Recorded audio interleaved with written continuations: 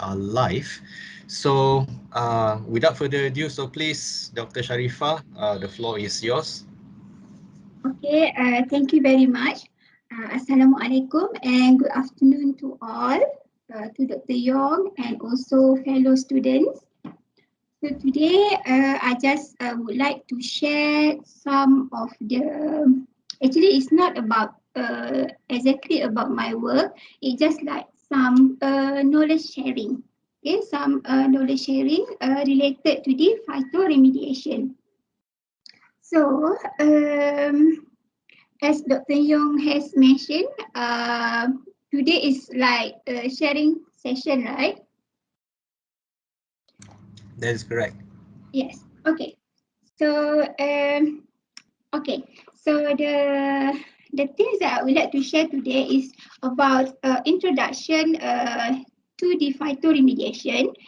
And also, I just want to share with you some case study which is related to the mining activity. Okay, right. So now I just move to the introduction of what phytoremediation is. So actually, it is just refer to the use of plants and associated soil microbes to reduce the concentration or toxic effects of contaminants in the environment. So actually, currently, it is widely accepted as a cost-effective environmental restoration technology. So an alternative to engineering procedures that are sometimes more destructive to the soil. In addition, a contaminated site should ideally not exceed 1 decade to reach acceptable level of contaminants in the environment. So there are available various environments and also available many types of contaminants. Okay, so there will be some limitation for the phytoremediation. So the first one, it will be limited to the root zone of plants, and also sometimes it will be limited application if the concentration of the contaminants are very high and it's affected, toxicated to the plants. Okay. So there is some info about the phytoremediation. Right. So for the contamination materials, it can be divided into two. The first one will be contamination of the organic chemicals. So the examples are PAE, polycyclic aromatic hydrocarbons, PAH, polybrominated definite ethers, and many more. Okay, so that is the example of the contamination related to the organic chemicals. And there are also inorganic contaminants, which normally will be metals. So these metals also can be characterized into two categories. So the first one, such as cobalt, copper, iron, in which these metals are sometimes critical for the plant growth and are classified as essential micronutrients. However, there are also metals that will be known as non-essential for the plants. So such as cadmium, arsenic, mercury, and many more. Okay, so that is just some example of the contaminants. Right. So now we will go to the phytoremediation processes. So actually, there will be normally known 4 processes for the phytoremediation. So the first one is Phytostabilization. So it's mentioned here the contaminants are retained in the soil. So actually, the phytostabilization aims to retain the contaminants in the soil and also prevent further dispersal. So normally the contaminants will be or can be stabilized in the roots or within the rhizosphere. So the example of the phytostabilization, we can say revegetation of main areas such as the area resulted from the manning process. So it will be normally the area related to the tailings or near to the waste dump area. So for the phytostabilization process, there are also available some plants which are metal tolerant. Okay, so that is the first one, phytostabilization. Second one is the phytodegradation. So the phytodegradation, actually it is an organic contaminants where these contaminants will be converted to less harmful substances. Okay, so this photodegradation will involve the degradation of organic contaminants directly through the release of enzyme from the roots or through metabolic activities within the plant tissue. So these organic contaminants are taken by the roots and metabolized in the plant tissue to produce less toxic substances. So normally, the rhizodegradation will involve in attenuation of the organic contaminants into less toxic substances within the rhizosphere through biodegradation of the soil microbes. Okay, so that is the second process, phytodegradation. So we also have a Phyto Volatilization. So this normally the contaminants are converted inside the plants to a gaseous state and released to the atmosphere via the evapotranspiration process. So normally the uptake of the contaminant will be similar to the previous one, which is by plant roots. However, it will be converted to a gaseous state and released to the atmosphere. So the driving force for this process is as mentioned in the slide, which is evapotranspiration process. Okay, so the organic contaminants such as volatile organic compounds are passively volatilized by the plants. So there are also some example of the volatile compounds such as trichloroethylene. So this one, normally the plants will convert it to chlorinated acetates and carbon dioxide. All right. So the last one will be phytoextraction. So in phytoextraction, actually the plants are used to accumulate contaminants in the above ground and it will be harvested its biomass.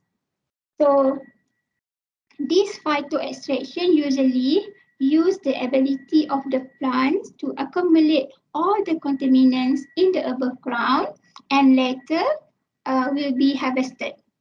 Okay, so for this harvestable biomass, it can be repeated being harvested so that the contaminants will be reduced, or it can be one time. So it depends on the function of the plants. Okay, all right.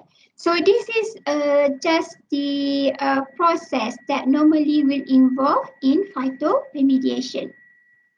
Alright, so this one is, I just want to show you a figure, a picture showing that there is a revegetation process in mine tailing at Canada. Okay, so this is just the example of where it can be conducted. Okay, alright. this figure is just showing you where are the process referred to.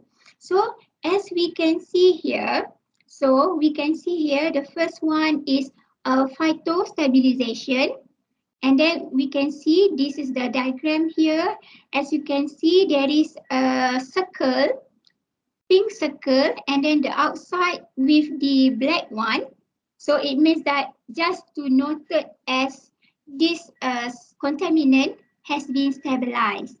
And then second, we also can see that for the phytodegradation, so we can see when it say the contaminant, so this is the contaminants.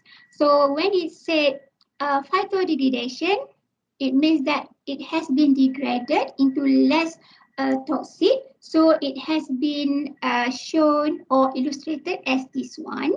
And then for the photo extraction, so it's shown here as the how the contaminant has been go through to the upper of the plant, and also related to the Phyto Volatilization, where it shows the gaseous stage of the contaminant. Okay, so this is just the schematic diagram showing related to the processes, the four processes.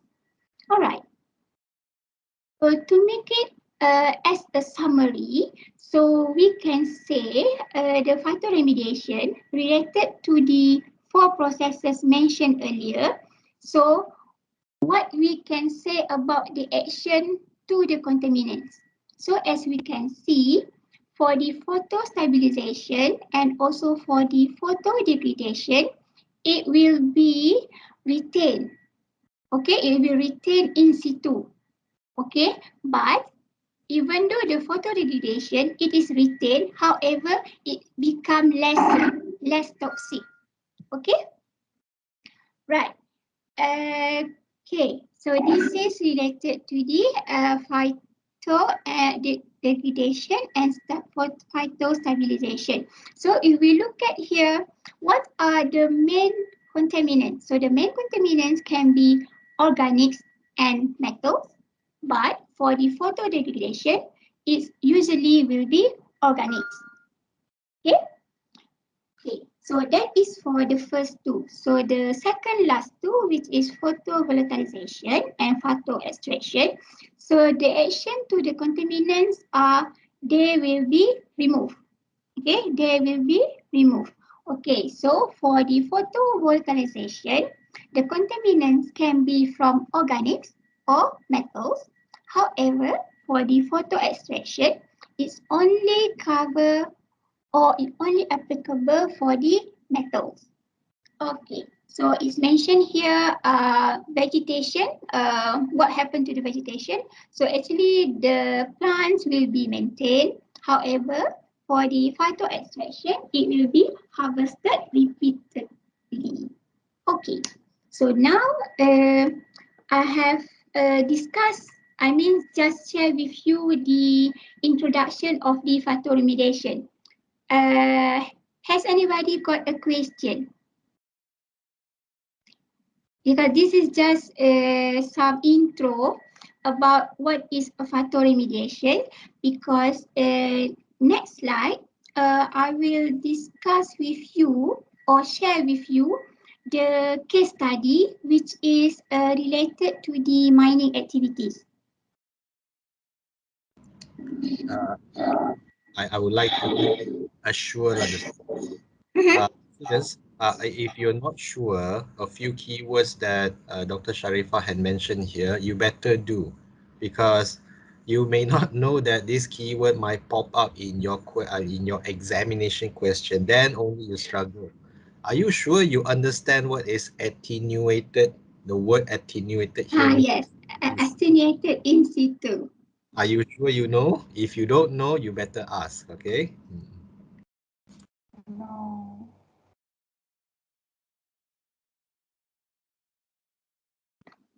So actually, attenuated means the toxic has been lesser after the process, so it will be less, or we can say less toxic, something like that lah. It has been reduced. The toxic has been reduced. Okay. So, Okay, Dr. Sharifah, please go on. okay. So since I no question, I just proceed. Right. Okay, so the case study actually I want to share with you related to the mining and quarrying. Okay, so for mining and quarrying, actually this activity are a temporary land use, and after some time they will be closed down. So when they will be closed down, so we have to consider what are the potential effects to the environment resulted from the previous activity. Okay, so the impact, it can be secara direct, indirect, or cumulative. So it will be sometimes sensitive to the regulator, local communities, investor, non-government organization, and also sometimes to the employees. So the impact, it can be varies. Okay. Okay. So it's mentioned that the closure and rehabilitation plan. So actually, for the mining and quarrying activities, the phytoremediation actually will be referred to rehabilitation, where we will use plant to rehab the area. Okay, so it seems like it is not directly we can say a phytoremediation, but we can imagine it is because we use the plant in order to improve the area. Okay, right. So it's mentioned that the closure and rehabilitation are planned and considered across all stages of mine development and operation, from design to closure. So it means that ideally the rehabilitation plan should be considered starting from the development process until the end. So it means that it has been continuously considered. Okay, so decision from the start of the project can significantly impact the success of rehabilitation programs and the final closure. Okay, so normally the closure will be happens when the economic minerals or the rock resources are depleted, in which in such cases the planned closure will satisfy the rehab mines which are possible. However, if it is an unplanned closure happens due to whatever reason, so for example here the prices of the commodity has been changed, or there will be some directive from the government, or it may be due to the safety or environment issue, maybe there will be unplanned closure. So if it is an unplanned closure, so it may be resulted the unsatisfactory rehabilitation process will be taking place in that mine.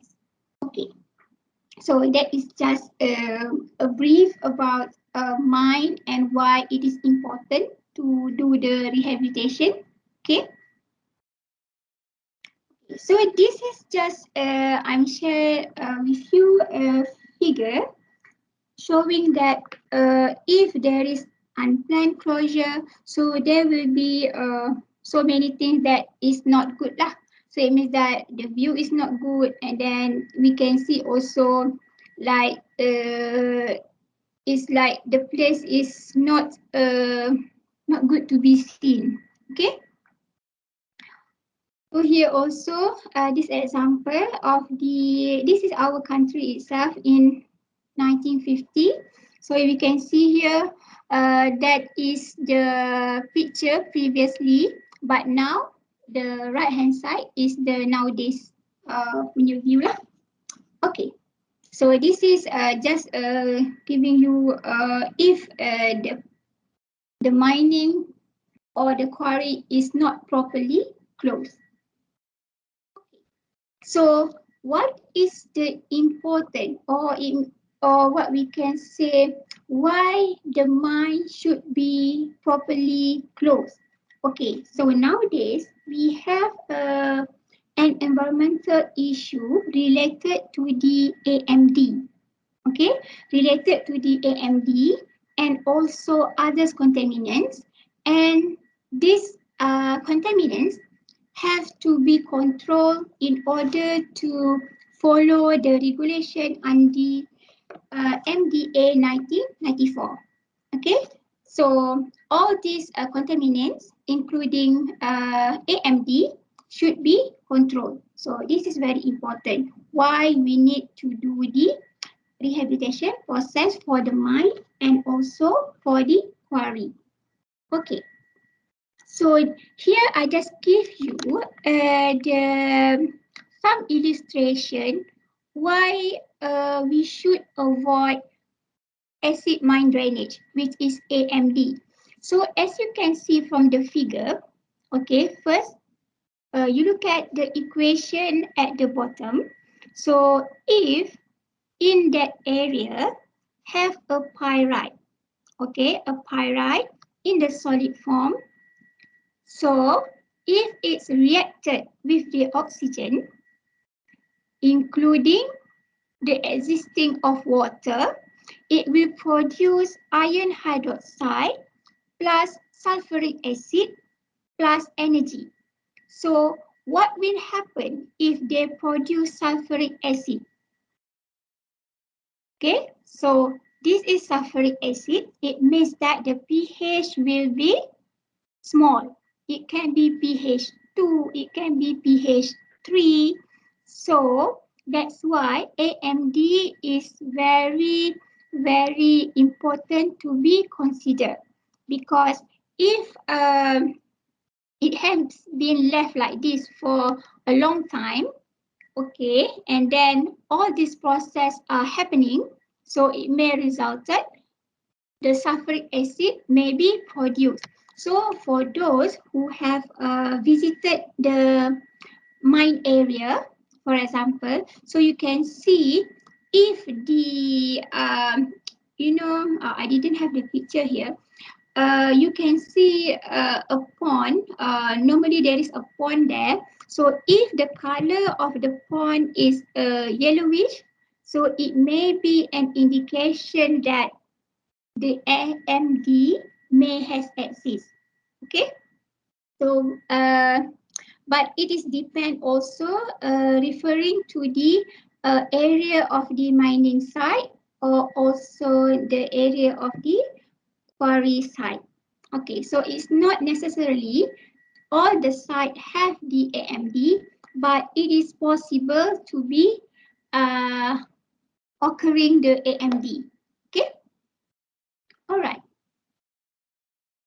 Okay, so here we can determine if the soil or the rocks are possible of producing AMD. Okay, so we define it as a NAF, which is non-acid forming. And the second one, we define it as a PAF, potential acid forming. So if we can see here, if the non-acid forming, the pH, okay, there are some tests here will be conducted, and then the field pH and the field net acid generation. So here is mentioned NAG. The value should be greater than 5.5 and 4.5. So this one will be the indicator that the soil or the rocks at the area is non-acid forming. Okay, and another thing to consider is the NAPP, which is net acid production potential. So this net acid production potential must be negative. Okay, so all this actually there is a way how to do it, but I didn't describe it in detail in here. Okay, the second one is the potential acid forming, which is PAF. So, if the value of the NAPP is positive and the NAG, which is net acid generation, is below 4.5, so that soil or rocks can be characterized as the potential acid forming, meaning to say that it is possible for the AMD to occur.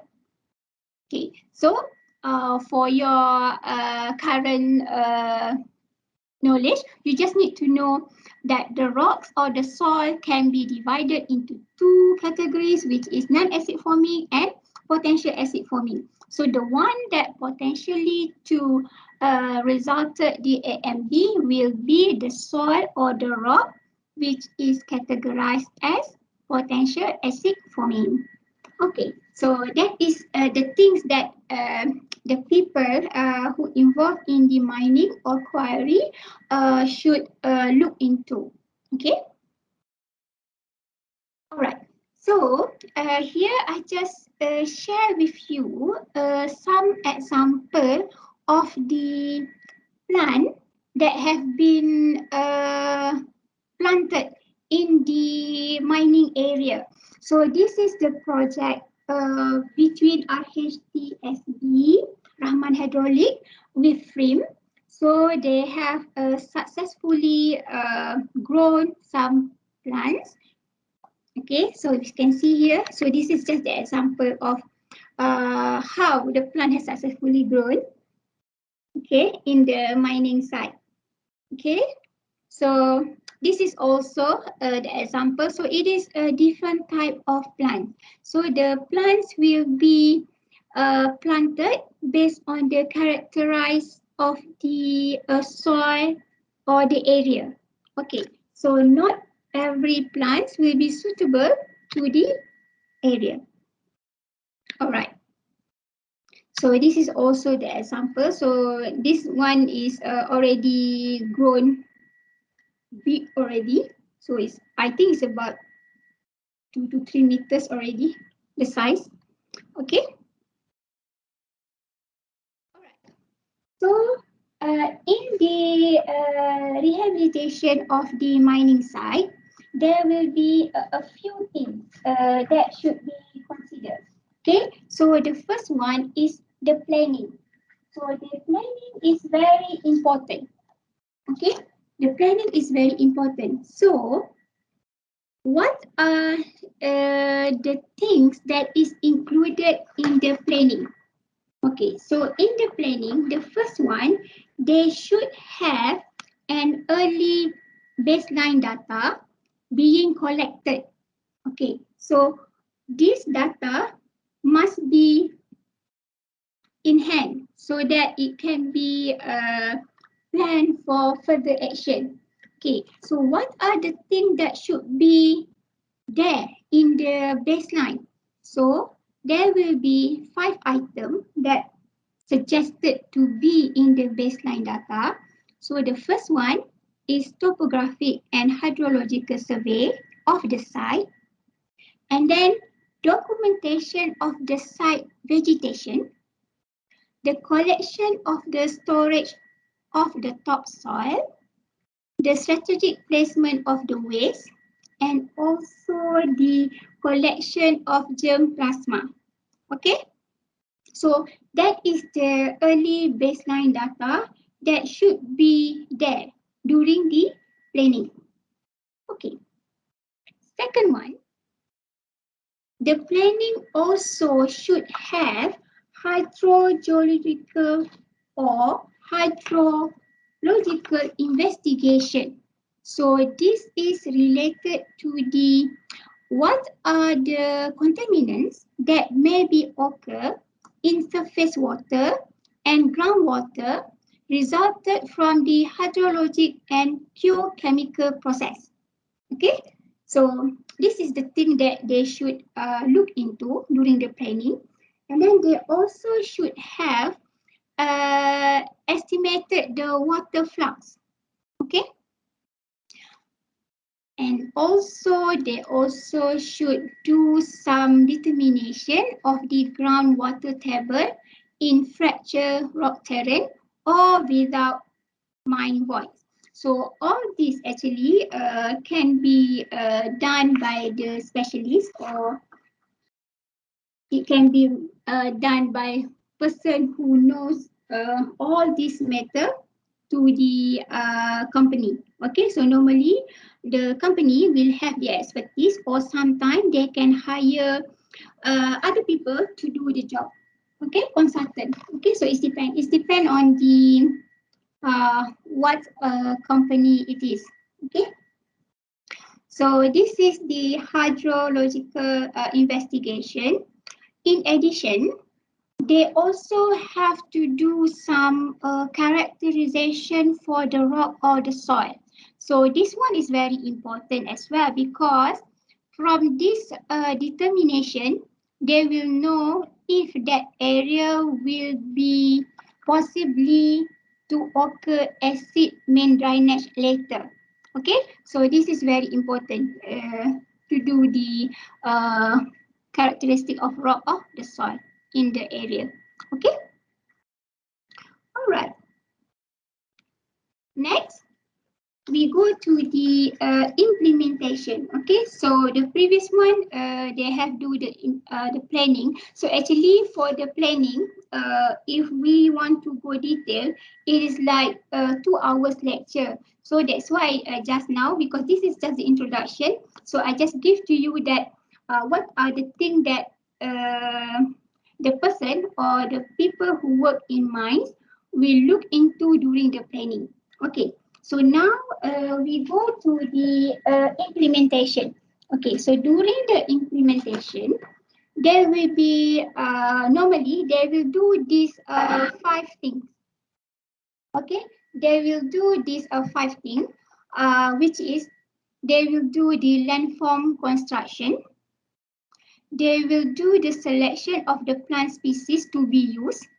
Okay, and then they also will establish a plant growth medium, okay, in order to support the vegetation later. And also they will do the physical, chemical, and biological amelioration. Okay, so they will do this one also. And finally, during the implementation, they also will look at the fauna recolonization. Okay, so all these are the things that they will look into during the implementation. So above all of this, there must be a proper management. Okay, so above all this, they need a good management as well. All right. So this is about the implementation. Okay, now we go to the okay, this is just a figure of physical amelioration. So physical amelioration, actually they just want to do some improvement. So if it is physical, it means that they will look at the physical of the soil, so that they will do some improvement lah. Okay. So this is the example of the fauna recolonization. So they also will look at is there what type of animals there. So this is the example of the fauna recolonization. Okay.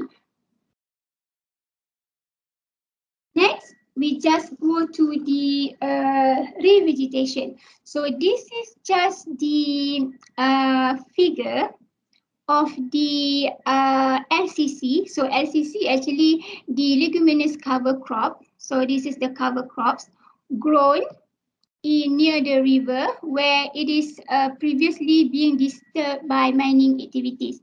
So this is just to show you what are the plants that they have grown in this mining area or mining site.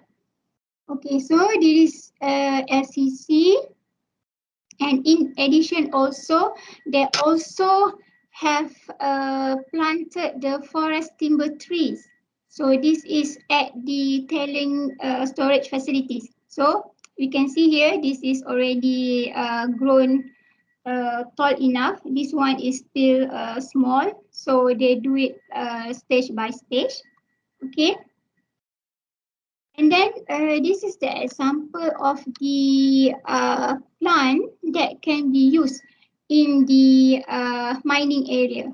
Okay, meranti, bentago, pokok batai. So all these are the example of the plant that being studied that will be okay to be grown in the mining area. Okay, so this is the last figure that I want to share with you. So this is also conducted by frame. So as we can see here, there are three types of plants that they have grown. So they have grown bamboo, the first row. The second row, they have the plant called kasai. And the third row, a plant called kelampayan. So this is the type of plant that can be grown in the mining site. Okay, so if with this figure, actually this is the end of my sharing. Okay, so actually I just want to share with you what are the things that have been done related to the, we can say it is like phytoremediation because they use a plant, but I just focusing it to the mining site or the quarry site. Okay, so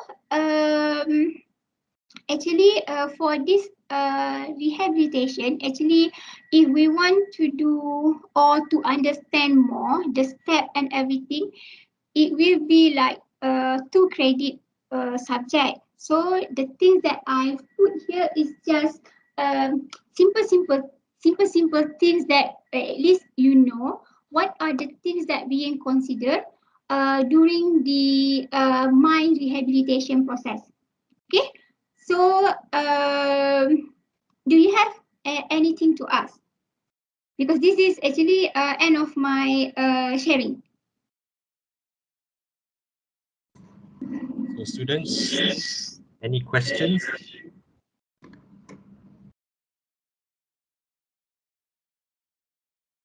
Uh, okay, let me start the question if you may, Dr. Syarifah. Mm-hmm. On the previous slide that you mentioned 3 species. The next slide. Not this one. The I mean the last slide. The last Ah, slide the with last one. Okay. Sorry. this one. yes. It's Yes. quite interesting to see 3 species being planted on the same site. Was there any reasons given by Frim for planting 3 species? Because this one is like a trial. So actually they just want to see what are the possibility of the plant. So they just want to look at okay, so we try to do this one, okay, based on the what we call the size of the plant as well. Okay, and also it just like to see because this is actually try and error, so they just plant it and it's work something like that. Okay, because I suspect that they may have a good reason, but I'm not sure. Mm-hmm. But before I tell you what I think, can you Mm-hmm. tell me how big is the kasai plant and also the kelampayan plant? Are they very big tree or small tree? I think this one the third row is the last one is big tree, right? I can't really see very Yeah, clear. yeah, it didn't really see, but as for me as well, it just like I just get it the info as well. So I guess it is the last one, which is the the biggest tree. So possibly, as you might think, it also may be due to the size of the plant as well. Okay, so that actually justify what I thought. I think Frim trying to plant these three species with very different botanical behavior, I would say, Yes. because as I know, Mm-hmm. if that is so, Kasai is a very big tree, so very big root, and Mm-hmm. whereas bamboo is considered one of grass. So Yes. by combining these two, they complement each other.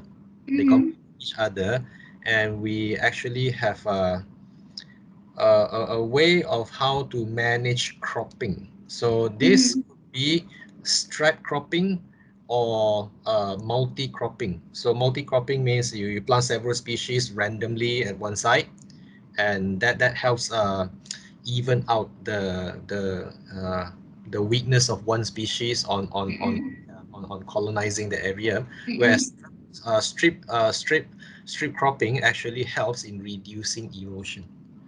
Mm. Yes. In addition, I guess why they grow the big one at the back, because it may also reduce the visual impairment.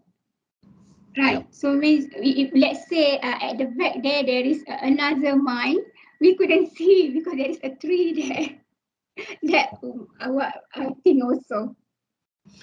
Okay. I think these are the things that we the so-called normal people will not be Mm-hmm. able to see the real picture. Are these picture taken in Pahang? No, this is not in Pahang. This is Okay. not in Pahang. Okay, it doesn't matter. So students, I have start the ball rolling. So over to all of you, students. Come on.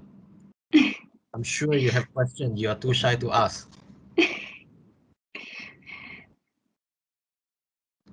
So actually, if I would say, if other than mining, actually I also did some phytoremediation study. But that one is more to the wastewater, which is in the study. Okay, I just share. In the study, I try to reduce the contaminant from the petrochemical industry, which is sulfide. So when I do the study, I have used the plant called skipper's process. So skipper's process actually is easy to grow. Kalau dekat tasik cini tu, it is a lot. And also, if you can see in paddy field, the left paddy field, this Scopus crisis also easily can grow there. So, from my finding last time, when I used this corpus, the initial studies shows that the contaminants, the sulfide, can be reduced. The COD also can be reduced. However, it took a longer time in order to reduce. So for this study, I have compared this phytoremediation process, and then another one I have used the resin and activated carbon.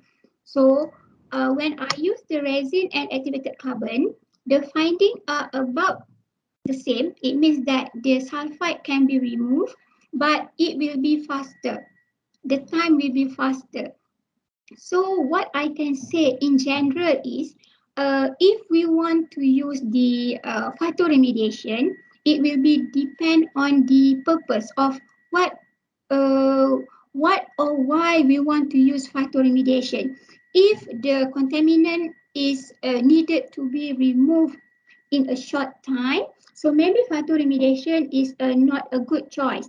But if it is not, the time is not a constraint, so we can choose a phytoremediation as the step to remove the contaminants.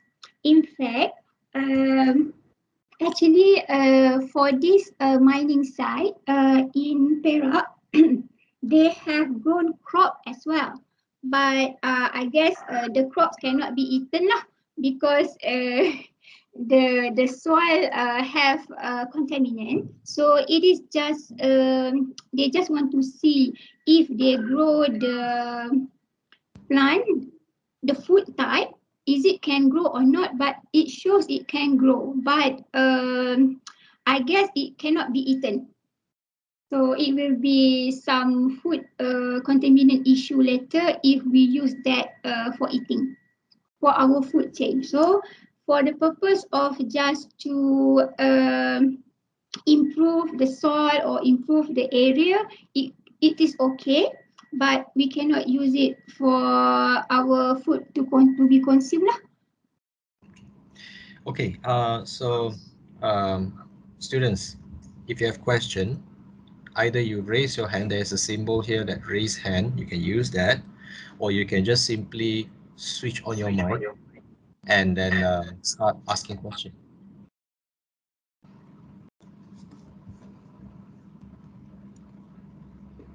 Hello. We have about 5 minutes left. Yeah, so identify yourself, your name, and then your question. Hi, I'm Anjali. So regarding your experience just now, I want to ask, what is a good choice to use if we want to remove the contaminant faster? Pardon? I beg Regarding, yeah, I beg your pardon.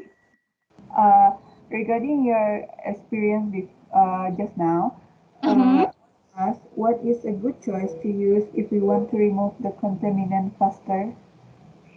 Why the resin and activated carbon remove the contaminant faster? Is that your question? No. I mean, what is a good choice to use if we want to remove the contaminant faster? Are there any? Are there any how to remove the contaminant faster? Okay, which contaminant are you refer to?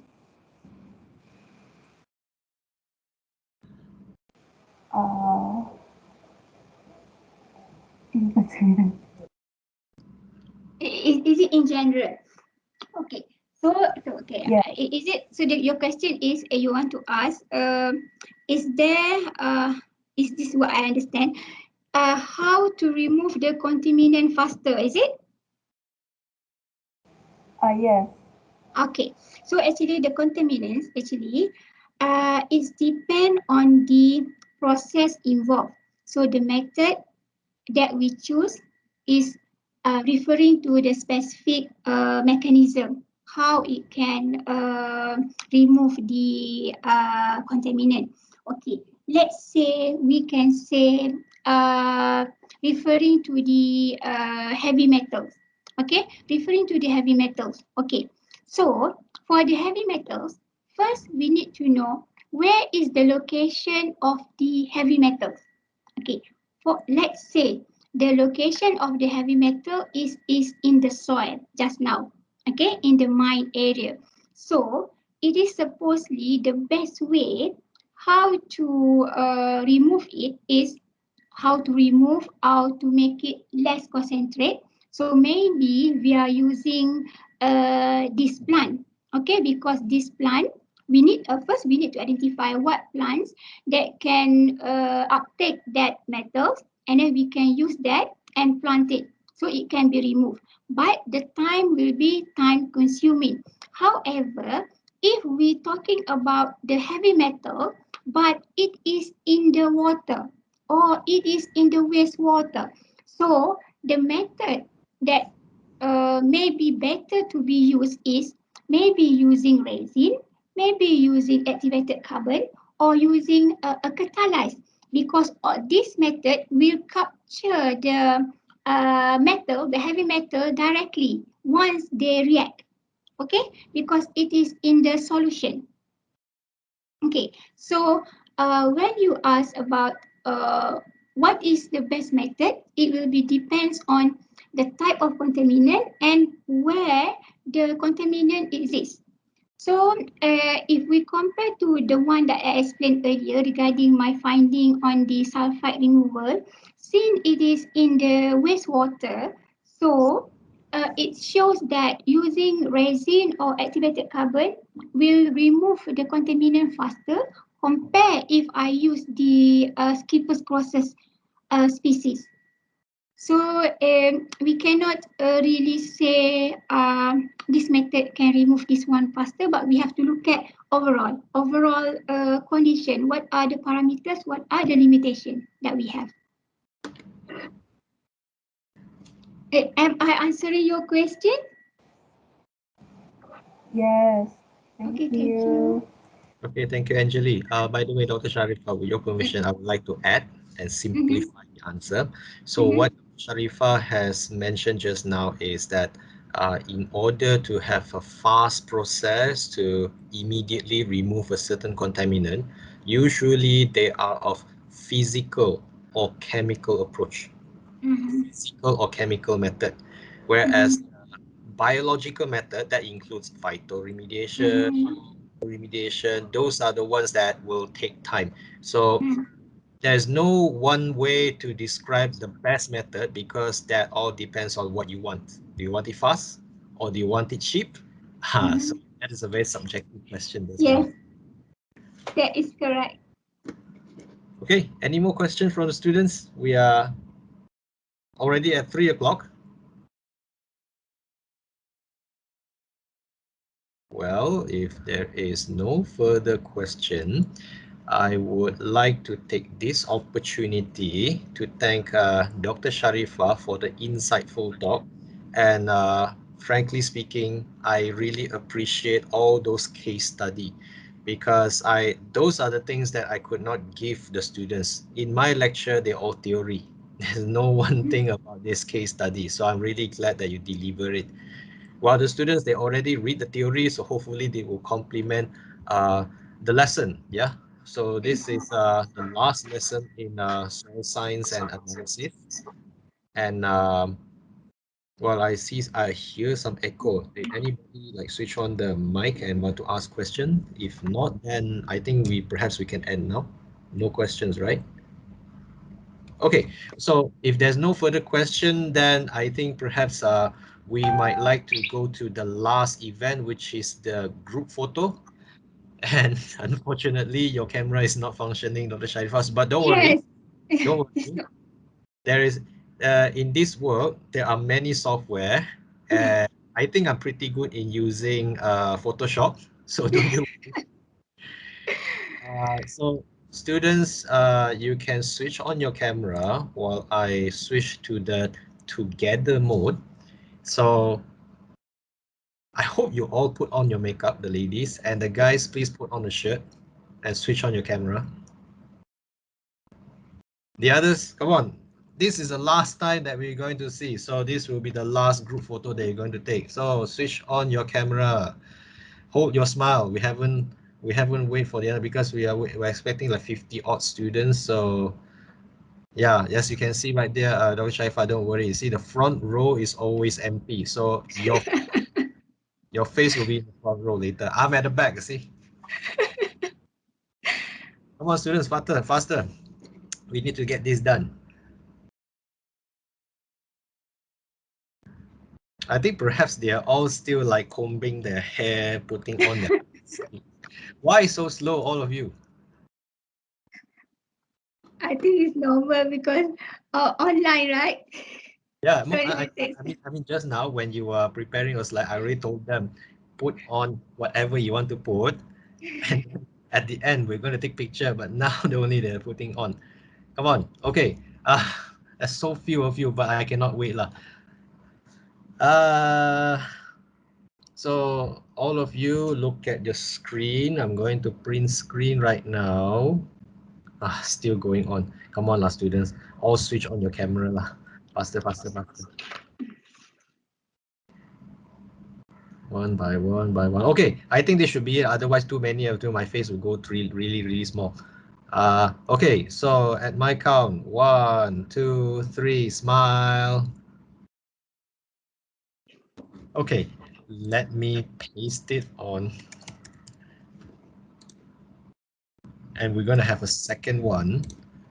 So, okay, one more time. 1, 2, smile. Okay, so with that, thank you again, Dr. Syarifah, for agreeing to come and educate our students a real case scenario regarding mining and also soil remediation. So we hope to have you again in the following semester, probably delivering other aspects of the talk. So with that, thank you very much.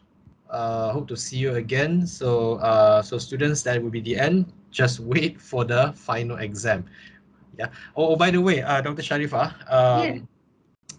I will send you a copy lah, of this video so that you can also use this for your perhaps your other lecture then. Okay. Mm. Okay, thank you very much, Dr. Yong, and also for students for joining the class. Actually, it's just like a very small sharing. It's not detailed. It's just only a brief on the surface only. Mm. Okay. With that, thank you. Take care, Dr. Syarifah. Yeah. Okay, thank you. Bye. Okay. Bye. Thank you, Thank Doctor. you. Thank you, Doctor. Thank you, Doctor. Thank you, Doctor. Thank you, Doctor. Thank you, Doctor.